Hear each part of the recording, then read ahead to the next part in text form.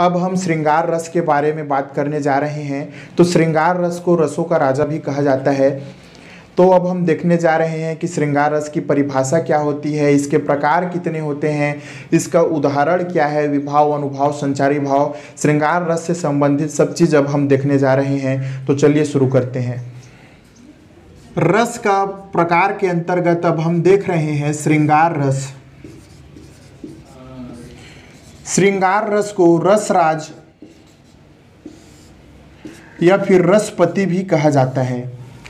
कहने का मतलब है कि जितने भी प्रकार के रस होते हैं उन सभी का राजा होता है श्रृंगार रस। तो आइए अब हम श्रृंगार रस की परिभाषा देखते हैं।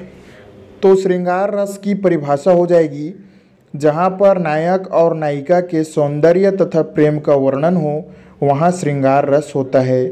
इसे रसराज या रसपति भी कहा गया है।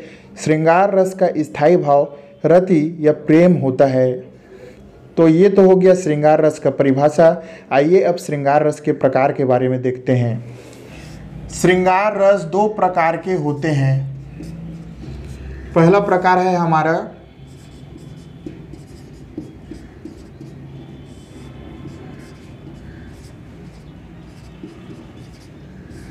संयोग श्रृंगार रस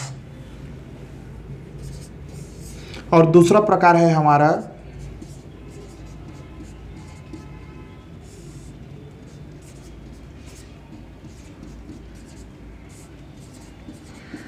वियोग श्रृंगार रस।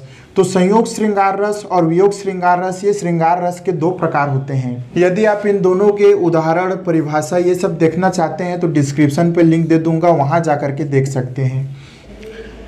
अब यदि श्रृंगार रस के अंतर्गत विभाव की बात की जाए, विभाव दो प्रकार के होते हैं, आलंबन और उद्दीपन।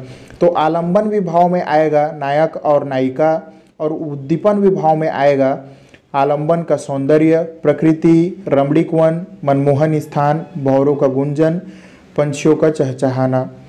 और यदि श्रृंगार रस के अंतर्गत अनुभाव का बात किया जाए तो गले मिलना, स्पर्श, देखना, कटाक्ष, आंसू।